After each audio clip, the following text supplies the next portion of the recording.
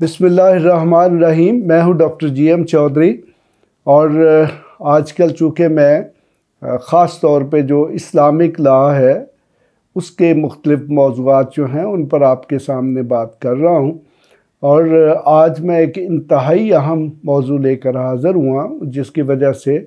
हमारे मुआशरे में बहुत सारी प्रॉब्लम्स भी पैदा हुए हैं। तो अब हम देखते हैं, मैं आपको बताऊंगा कि उन प्रॉब्लम्स का हल क्या है या उनमें बैलेंस किस तरीके से मेंटेन करना है। तो आज का जो हमारा इशू है, देखें कि हमारे मुआशरे में शादी एक बहुत ही अहम फंक्शन है। शादी यकीनन एक लड़के और लड़की जो कि बालिग होते हैं उनके दरमियान एक ऐसा रिश्ता है जिससे वो अपनी नई ज़िंदगी शुरू करते हैं। शादी की जो तकरीबात है, वैसे तो हमने उसमें बहुत सारी फॉर्मेलिटीज़ ऐड कर ली हैं, बट अगर इस्लाम के मुताबिक देखा जाए तो ये बहुत सिंपल है। बस क्या है कि उसमें एक लड़का होता है जो बालिग होता है, इसी तरह एक लड़की होती है जो बालिग होती है, और उनके दरमियान एक सिविल कॉन्ट्रैक्ट यानी कि मैरिज कॉन्ट्रैक्ट यानी कि निकाह जो है उसका इनकाद होता है। हमारे जो उलमा हजरात हैं या हमारे जो मौलवी हजरात हैं उन्होंने बहुत सी फॉर्मेलिटीज़ उसमें ऐड कर ली हैं, तो अदरवाइज़ इसमें कोई बहुत ज़्यादा फॉर्मेलिटीज़ नहीं हैं। बहरहाल अगर वहाँ पर कोई कुरान पाक की आयात तलावत की जाती हैं, कुछ दुआएं मांगी जाती हैं, तो उनमें कोई बुरी बात नहीं है। यकीनन उन तमाम आयात और उन दुआओं का मकसद यही होता है कि एक जोड़ा जो कि अपनी नई ज़िंदगी शुरू कर रहा है या एक ज़िंदगी में एक नया सफ़र शुरू कर रहा है, तो उनको दुआएं दी जाती हैं कि वो कामयाब तरीके से ज़िंदगी का इनकाद करें। लेकिन यहाँ पे जब हम निकाह करते हैं तो उसमें एक बहुत बुनियादी चीज़ है जिसे हम महर कहते हैं, हक महर।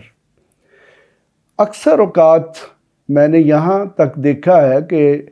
कुछ लोग जो अक्लमंद लोग हैं वो तो दोनों फ़रीक़ैन यानी कि लड़के के वालिदैन और लड़की के वालिदैन आपस में बैठकर जो हक महर है उसको तय कर लेते हैं कि कितना होना चाहिए। देखें, इस्लाम में हक महर की कोई लिमिट मुकर्रर नहीं है, लेकिन ये कहा गया है कि हक महर लाजमी तौर पे होना चाहिए। हमारे पास बहुत सी हदीसें हैं और रवायात मौजूद हैं जिसमें नबी अकरम ने फरमाया कि हक महर दो, चाहे वो एक खजूर की गुठली ही क्यों ना। तो दूसरे लफ्ज़ों में ये है कि हक महर एक ऐसी रकम है या एक ऐसी कोई भी चीज़ है जिसकी कोई कीमत हो, और यकीनन ये जो लड़का होता है उसके माली स्टेटस के मुताबिक होती है। अब हमारे पास दो मजहबी मकतबा फ़िक्र हैं, एक अहले सुन्नत वल जमात है और दूसरा अहले तशीह है। जहाँ तक अहले सुन्नत जिन्हें उर्फ़ आम में सुन्नी कहा जाता है, तो उनमें यह है कि कम अज़ कम जो हक महर है उसकी मकदार जो है वो मुकर्रर है, जो कि अरबों में 10 दिरहम होती थी। अब आप उन 10 दिरहम को कन्वर्ट कर सकते हैं कि वो रुपयों में कितने बनते हैं। हमारे देहातों में या आमतौर पर शहरों में भी अक्सर लोग 32 रुपये हक महर मुकर्रर कर लेते हैं, कहते हैं कि ये शरई हक महर है। देखें, ये 32 रुपये मैं तो आज से 50 साल पहले से भी 32 रुपये सुन रहा हूँ, तो यकीनन ये 32 रुपये अगर 1970 के होंगे तो फिर तो ये बहुत बड़ी अमाउंट होगी। तो अगर आज 2022 के हैं तो ये यकीनन कुछ भी नहीं है। आजकल तो 32 रुपये में एक चॉकलेट भी नहीं आता। तो यकीनन इससे मुराद ये है कि इसकी एक रीज़नेबल, एक माकूल रकम होनी चाहिए जो कि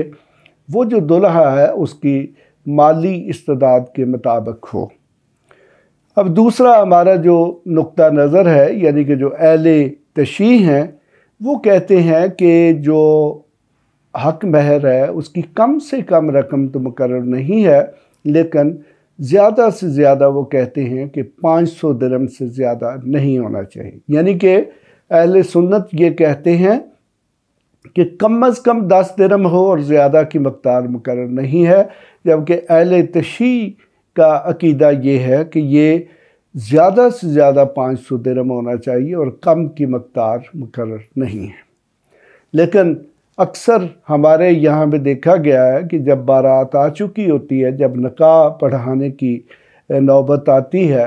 تو وہاں پر یہ جھگڑا پڑ جاتا ہے کہ لڑکی کا حق مہر کیا ہوگا۔ پہلے نمبر پہ یہ ہے کہ حق مہر ہوتا کیا ہے۔ دیکھیں، یہ جو حق مہر ہے یہ ایک مذہبی فرض ہے جو کہ اس لڑکی کو لڑکے کی طرف سے دیا جاتا ہے۔ اگر حق مہر نہ ہو تو یقیناً وہ شادی جو ہے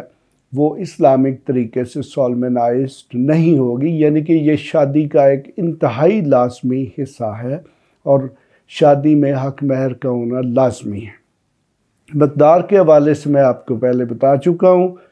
کہ یہ کچھ بھی ہو سکتی ہے، اہل سنت جماعت کا نقطہ نظر بھی بتا چکا ہوں اور اہل تشیع کا نقطہ نظر بھی بتا چکا ہوں۔ اب میں یہ بتاؤں کہ اکثر ہمارے ہاں کیا ہوتا ہے کہ جب نکاح کی باری آتی ہے تو لڑکی والے کہتے ہیں نہیں جی، ہماری لڑکی کا حق مہر تو 2 لاکھ ہونا چاہیے، 5 لاکھ ہونا چاہیے، 50,000 ہونا چاہیے۔ تو دیکھیں، میں نے یہاں تک دیکھا ہے کہ بعض اوقات حق مہر کی طلبی کی لڑائی اتنی بڑھتی ہے کہ باراتیں جو ہیں وہ واپس چلی جاتی ہیں، اور اس طریقے سے وہ ایک جو خوشی کے لیے ایک موقع مقرر کیا گیا تھا وہ غمی میں تبدیل ہو جاتا ہے، یا اس میں بہت بڑے لڑائی جھگڑے ہوتے ہیں۔ میں چونکہ ایک لیگل پروفیشنل ہوں تو میں نہ تو بہت زیادہ حق مہر کے حق میں ہوں اور نہ ہی میں بہت کم حق مہر کے حق میں ہوں۔ دیکھیں کہ حق مہر ایک ایسی رقم ہے کہ جو ہر صورت میں جو دلہا ہے یا شادی جب ہو جاتی ہے، اب اس کے 2 حصے ہوتے ہیں۔ ایک معجل ہے، معجل وہ ہوتا ہے جو فوری طور پر ادا کر دیا جاتا ہے، اور دوسرا جو ہے وہ معجل ہے، یعنی کہ جسے ڈیفرڈ ڈاور کہتے ہیں، یعنی کہ پرامپٹ ڈاور اور ڈیفرڈ ڈاور۔ یعنی کہ معجل یعنی کہ پرامپٹ ڈاور وہ ہے جو اسی وقت لڑکی کو ادا کر دیا جاتا ہے۔ معجل یعنی کہ واؤ سے، یعنی کہ ڈیفرڈ ڈاور وہ ہے جو کہ دلہا اپنی زندگی میں کبھی بھی کسی وقت بھی اپنی بیوی کو ادا کر سکتا ہے جب بھی وہ تقاضا کرے۔ اگر وہ اپنی زندگی میں ادا نہیں کرے گا تو پھر جو بھی اس کی جائیداد ہوگی یا جو بھی اس کی اسٹیٹ ہوگی تو اس کی موت کے بعد سب سے پہلے اس میں سے حق مہر جو ہے وہ اس کی بیوہ جو ہے اس کو ادا کیا جاتا ہے۔ اب پھر سوال وہیں پہ آ گیا کہ اس کی رقم کتنی ہونی چاہیے۔ دیکھیں، اکثر لوگ گھر لکھ دیتے ہیں، پلاٹس لکھ دیتے ہیں، یا اس میں بڑی بڑی ہیوی اماؤنٹس ایز اے حق مہر لکھوا دیتے ہیں، لیکن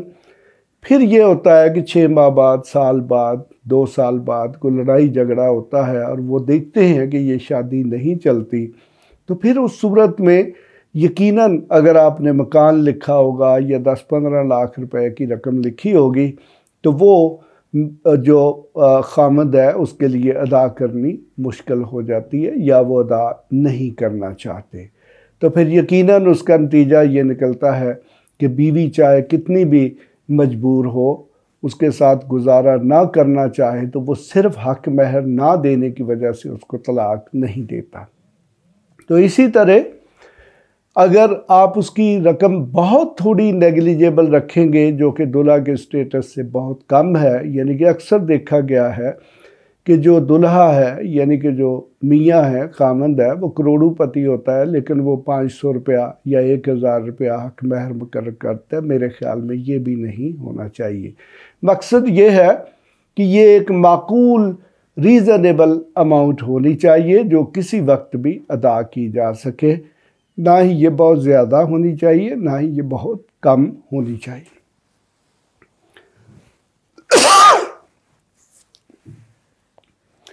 اب ہمارے معاشرے میں اس کی وجہ سے، اس حق مہر کی وجہ سے بہت سے مسائل پیدا ہو چکے ہیں، خاص طور پہ جب خواتین کسی ناراضگی یا جب وہ دیکھتی ہیں کہ وہ مزید گزارا نہیں کر سکتی تو وہ کورٹ میں خلا فائل کرتی ہیں۔ تو خلا ایک ایسی صورت ہے کہ وہ بیوی کی طرف سے ہوتا ہے تو بیوی کے لیے سب سے پہلی یہ کنڈیشن ہوتی ہے کہ اس کو خلا کوٹ تب دیتی ہے جب وہ حق مہر واپس کرے گی۔ دیکھیں اگر میاں طلاق دے گا تو اسے حق مہر بیوی کو ادا کرنا پڑے گا۔ تو مقصد یہ ہے کہ یہی وہ ریزن ہے کہ اگر میاں اگر بہت بڑی اماؤنٹ ہوگی یا کوئی پلاٹ ہوگا، کوئی مکان ہوگا، کوئی فیکٹری ہوگی، کوئی زرعی زمینیں ہوں گی، تو اس صورت میں جو خامند ہے وہ اس لیے طلاق نہیں دیتے کہ ان کو اس جائیداد سے محروم ہونا پڑے گا یا ایک بہت بڑی رقم ادا کرنی پڑے گی۔ اور اسی طرح کہ خلے کی صورت میں خواتین خلا صرف اس لیے نہیں لیتی، حالانکہ وہ اس گھر میں بہت تنگ ہوتی ہیں، کہ انہیں یہ لالچ ہوتا ہے کہ میرے نکاح نامے میں میرے حق مہر کے طور پر ایک مکان لکھا ہوا ہے، پلاٹ لکھا ہوا ہے یا 10 لاکھ روپے کی رقم لکھی ہوئی ہے، میں اس سے محروم ہو جاؤں گی۔ تو میں یہاں پر میرا جو ذاتی تجربہ ہے کورٹوں میں جو مختلف فیملی کیسز کرنے کے بعد، تو میں یہی سمجھتا ہوں کہ حق مہر کی جو رقم ہے نہ تو یہ بہت زیادہ ہونی چاہیے اور نہ ہی یہ بہت کم ہونی چاہیے کہ جس کا ایک چاکلیٹ بھی نہ آ سکے۔ تو مقصد یہ ہے کہ کم از کم اگر اس کو دلہا جو ہے اس کا اکنامک سٹیٹس جو ہے اس کو مد نظر رکھتے ہوئے 10,000 20,000 50,000 یا 60,000 یا لاکھ روپے رکھ دیا جائے تو میرے خیال میں یہ کوئی بہت بڑی رقم نہیں ہے۔ آج کے دور میں